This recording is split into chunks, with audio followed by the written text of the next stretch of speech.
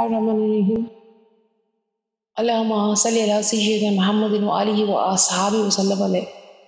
السلام علیکم ورحمۃ اللہ وبرکاتہ۔ پانچ چیزوں میں مخفی ہیں۔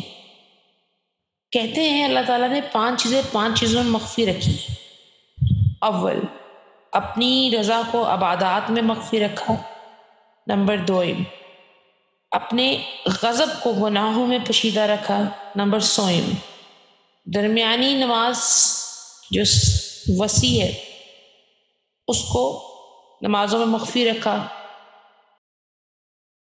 چہارم، مخلوق میں اپنے دوستوں کو پوشیدہ رکھا۔ اور پانچویں چیز جو ہے لیلۃ القدر کو رمضان کے مہینے میں مخفی رکھا ہے۔ سبحان اللہ۔